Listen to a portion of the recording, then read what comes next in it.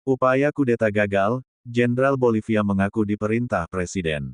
Dalam hitungan jam, negeri berpopulasi 12 juta jiwa itu menyaksikan tentara menduduki istana negara Bolivia di bawah arahan Jenderal Juan José Zúñiga, yang menolak diturunkan sebagai panglima militer, dan imbauan Presiden Luis Acre yang meneguhkan pergantian di pucuk pimpinan tentara. Para serdadu akhirnya mundur dari ibu kota setelah diperintahkan panglima militer baru. Kudeta yang dilancarkan Zúñiga hanya bertahan selama 3 jam. Dia diyakini berkomplot dengan bekas wakil Panglima Angkatan Laut, Juan Ernest Salvador.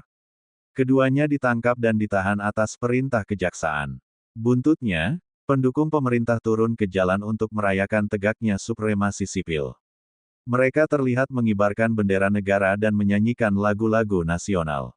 Apa tujuan kudeta ini? Tujuannya adalah untuk menjatuhkan otoritas yang terpilih secara demokratis, kata Menteri Pemerintahan, Eduardo del Castillo kepada wartawan.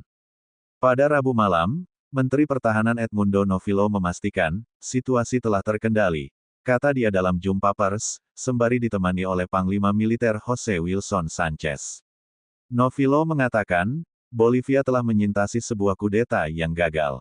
Kudeta demi demokrasi. Sejak beberapa bulan terakhir, Bolivia didekap kegentingan akibat pertikaian antara Presiden Arce dan sekutunya sendiri, mantan Presiden sayap kiri Evo Morales, yang berebut kursi di pucuk partai penguasa.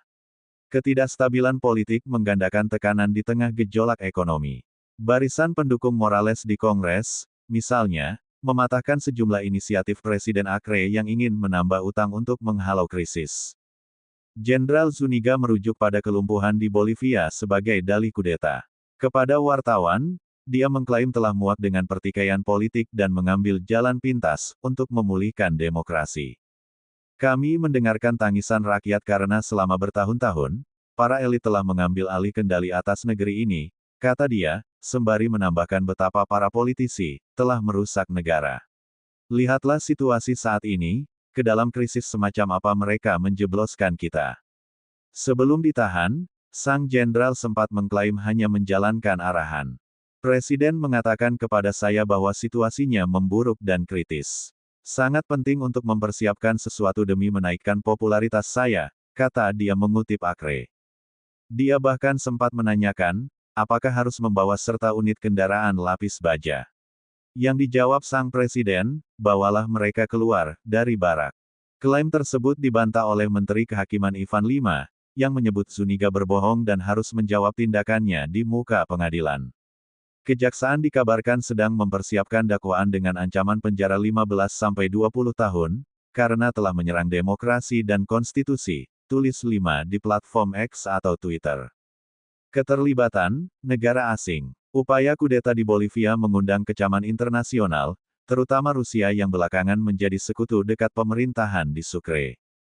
Kami mengecam keras upaya kudeta militer dan menawarkan dukungan penuh bagi pemerintahan Presiden Luis Acre, tulis Kementerian Luar Negeri di Moskow, Kamis 27/6 seperti dilansir kantor berita AFP. Rusia berdiri dalam solidaritas dan persaudaraan dengan Bolivia, mitra strategis kami yang selalu bisa diandalkan.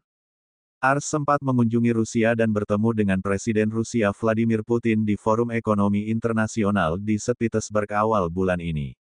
Putin memuji rasa hormat yang kuat antara kedua negara dan berharap dapat meningkatkan hubungan ekonomi, menurut keterangan pers Kremlin. Kunjungan Acre tergolong langka di tengah isolasi internasional sejak Rusia menginvasi Ukraina. Bolivia belum lama ini bersepakat membeli minyak Rusia untuk menutupi kekurangan di dalam negeri. Langkah itu diambil ketika surutnya sumur lama disusul resesi yang mengekang investasi.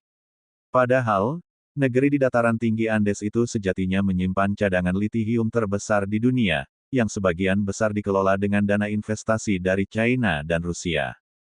Moskow menuduh adanya keterlibatan pihak asing yang ingin mencampuri proses politik di ibu kota Sucre.